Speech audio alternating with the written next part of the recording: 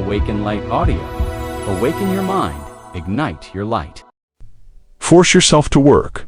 Motivation fades, discipline wins. What if your success has nothing to do with how you feel and everything to do with what you do anyway? What if waiting for motivation is the very reason you're stuck in the same cycle? And what if the version of you you admire most is hidden behind the actions you avoid the most? Discipline is the quiet force that builds the life you want. We've all had those days where the alarm goes off and you don't move. Days where the to-do list stares at you and you scroll anyway. Days where you know what needs to be done, but nothing inside you wants to do it. So what do most people do? They wait. Wait for motivation. Wait for a spark. Wait for the right mindset to magically kick in. But here's the truth. Most people never realize. Motivation is a mood. Discipline is a decision. If you rely on motivation to change your life, you'll live in cycles. If you rely on discipline, you build momentum, identity, and eventually, freedom. Motivation is unreliable. Discipline is unstoppable. Motivation feels good. For a moment, it's loud, exciting, temporary. Discipline feels quiet, often inconvenient. But it's the only thing that shows up when you don't feel like it. And that's when it matters most. Anyone can act when they're inspired. Very few act when they're tired, discouraged, or uncertain. That's what separates dreamers from doers. That's what separates potential from progress. And that's exactly what this message is about. You don't have a motivation problem. You have an action problem. The truth is, you already know what to do. You already know what needs to change. You already know what habits are holding you back, but knowledge without execution is just noise. You're not stuck because you don't know. You're stuck because you haven't moved. This message is here to push you, not with hype, but with hard truths. Because the life you want will not wait until you feel ready. It will only show up for the version of you that shows up first. Part 1. Stop waiting to feel like it. Let's be honest. You've lost more time to hesitation than to failure. You've delayed your progress not because you couldn't start, but because you didn't feel like starting. You sat there, knowing what needed to be done, knowing what was on the line, knowing what your future self was begging you to do, but you waited for a better mood. And that's the trap. That's the reason so many talented, capable people stay exactly where they are. They wait for a feeling that was never required. Feelings are real, but they're not always relevant. Your mind plays tricks on you. It convinces you that productivity is only worth doing if you're in the zone. That working when you're uninspired is forced or fake. That doing the work in a bad mood means you're doing it wrong. But here's the truth. The mood doesn't matter. The move does. Some of your most important work will be done on the days you feel like doing the least. Some of your greatest breakthroughs will happen after moments of resistance, not inspiration. The job isn't to feel good. The job is to do good work anyway. Discipline is acting without permission from emotion.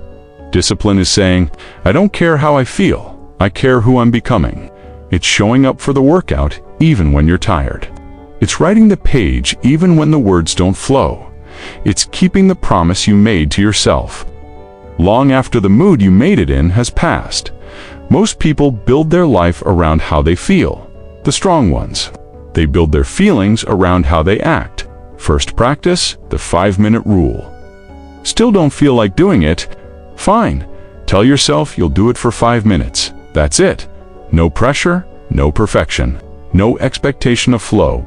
Just start. Because once you begin, the resistance weakens. The excuses fade that the identity of someone who shows up gets stronger. Starting is your power. Starting is how you stop waiting. Starting is how you take back your life. Remember, I no longer wait to feel ready. I no longer need to feel like it. I move anyway because action creates identity, and identity creates freedom. Part 2, force it until it's natural.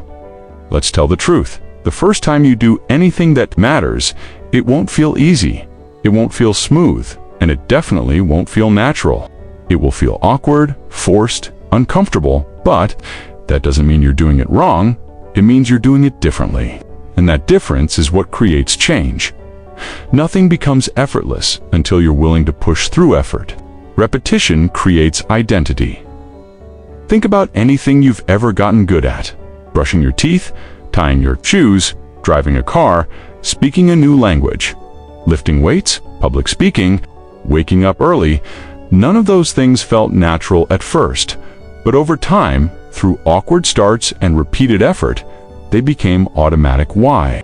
Because repetition rewires reality. The more you do something, the more your brain says, "Oh, this is who we are now." You're not lying to yourself. You're leading yourself. Forcing yourself doesn't mean you're fake. It means you're intentional. It means you've stopped negotiating with mediocrity. It means you're choosing growth over comfort, even when no one's clapping for it. You don't feel like showing up today? Show up anyway.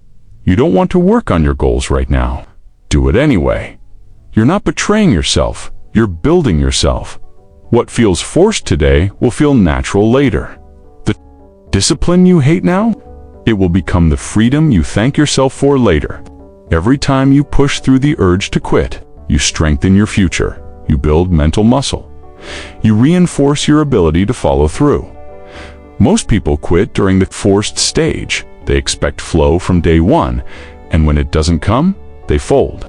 But you'll stay, you'll grind, you'll repeat. And one day, what once felt heavy will become your standard. Next practice. Set a daily non-negotiable epic. One habit you need. Decide to do it no matter how you feel. No negotiation, no bargaining, no emotional permission slip, just action. You don't rise by avoiding effort, you rise by making effort. Your default setting. Talk to yourself. I will force what feels unnatural until it becomes instinct. I will choose repetition over relief. I will build identity through action, not emotion. Because the work I resist today becomes the strength I stand on tomorrow. Part 3.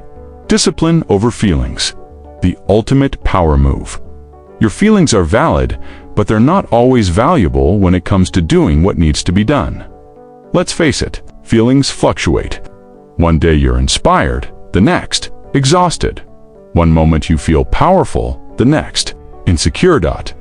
If your actions depend on those emotional swings, you'll live in chaos. Discipline is the bridge between your goals and your mood.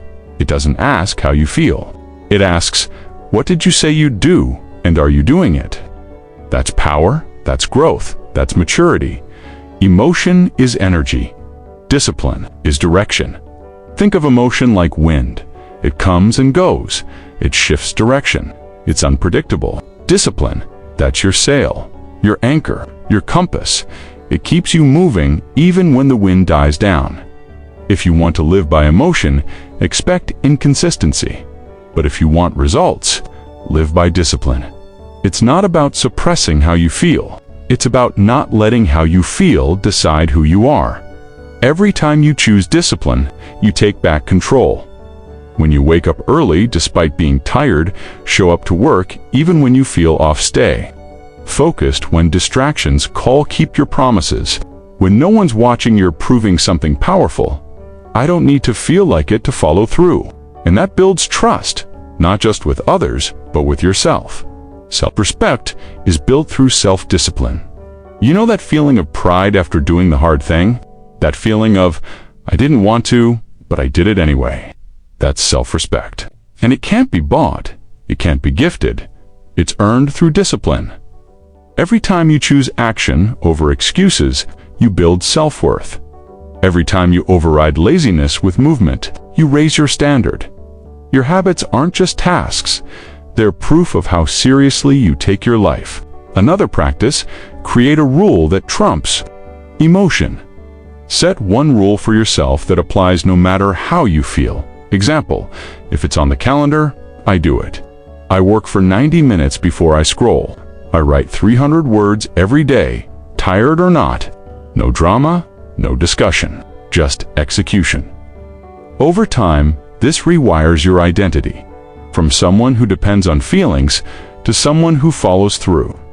Remember, I no longer ask how I feel before I act. I let discipline guide me, not emotion. Because emotion comes and goes, but my commitment to becoming better stays. Part 4. You'll never regret showing up. Let's be honest, there are days when showing up feels like the last thing you want to do. Your mind tells you, just skip it today. You're not in the zone. One missed session won't hurt. And sometimes, the temptation to give in is so strong, you almost do. But then, if you do show up, even just for a little while, what happens? You finish. You breathe, you feel stronger, and most importantly, you never regret it. Regret loves avoidance, but it hates action. When you don't show up, you feel guilty, you spiral, you question yourself, you stack shame on top of delay. But when you do show up, even imperfectly, you gain momentum. You build credibility with yourself. You feel pride, not because it was easy, but because it was done. The effort might be uncomfortable, but the result always reinforces your worth. Self-belief is built by repetition, not results. You don't need to crush every workout. You don't need to write the perfect sentence. You don't need to be in flow every single time. You just need to be there. Why? Because when you show up, you tell your brain, I'm someone who keeps going. You build discipline like a muscle. You erase doubt by outperforming your excuses. 1 hour of focused work may not change your life, but do it for 100 days. It changes you. Action is the antidote to anxiety. Overthinking won't fix your problems. Waiting for motivation won't move you forward. Avoiding the work only builds more internal resistance. But action, it silences noise. It clears mental clutter. It gives you something emotion never will. Evidence. Evidence that you're not a prisoner of your feelings. Evidence that you're capable, even when it's hard. Evidence that you're becoming someone different. One more practice.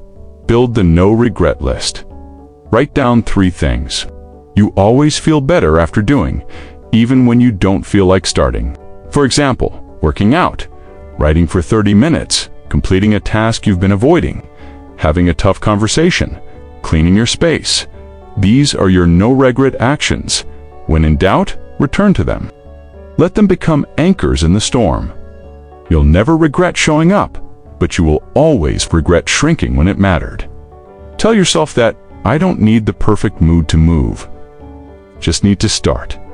Every time I show up, I win. Even when it's small, even when it's messy. Showing up is how I become unstoppable. Part 5. Build the identity. Not just the habit. Habits matter, but they're just the surface. What truly transforms your life, what makes change stick, is not just what you do, but who you believe you are. You can force a habit for 30 days. But if your self-image hasn't changed, you'll eventually return to who you were.